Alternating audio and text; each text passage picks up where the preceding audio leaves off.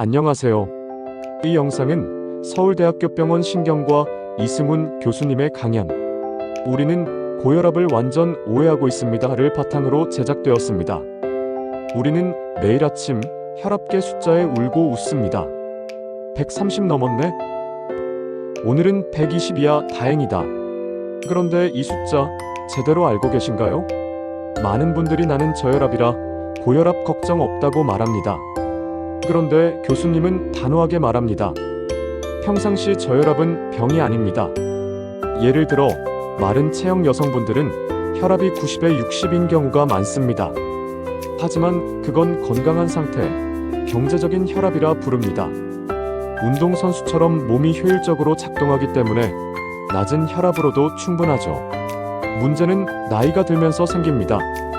예전에는 저혈압이던 분들도 60세가 넘으면 혈압이 자연스럽게 올라갑니다.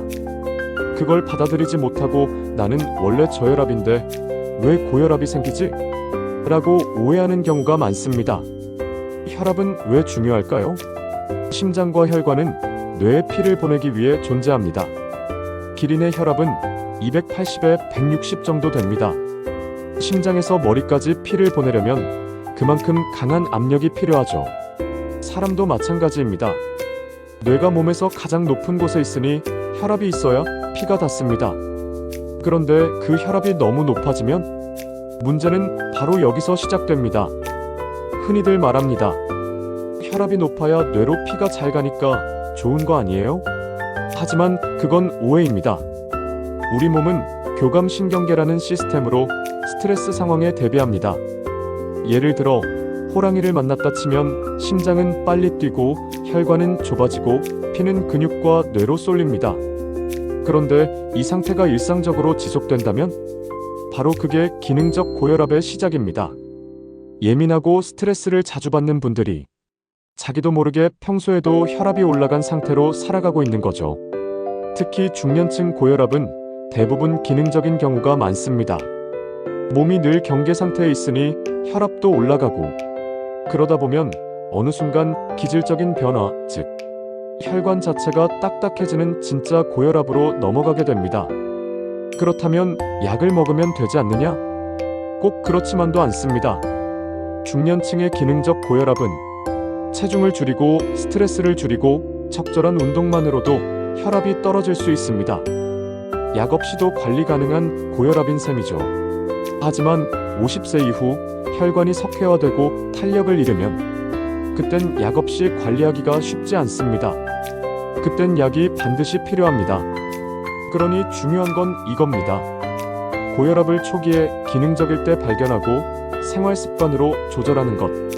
문제는 고혈압은 거의 무증상이라는 사실입니다. 많은 분들이 말합니다. 뒷목이 뻐근해요. 머리가 아파요. 고혈압인가요? 하지만 교수님은 말합니다. 고혈압은 99% 무증상입니다.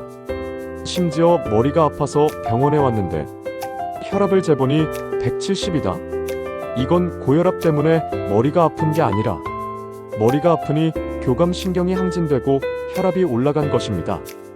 이런 오해들 때문에 많은 분들이 늦게 진단을 받습니다. 그리고 뒤늦게 MRI를 찍어보면 뇌가 이미 망가진 경우도 많습니다.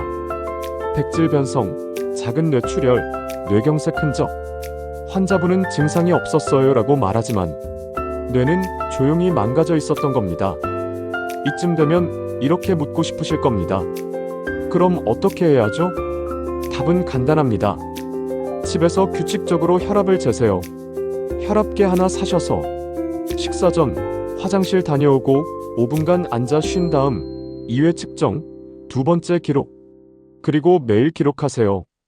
그걸 2주, 한 달만 해보면 스스로도 내 혈압 패턴을 알게 됩니다. 한 가지 더, 고혈압을 예방하려면 매일 만보 걷기, 그리고 체중 감량이 핵심입니다.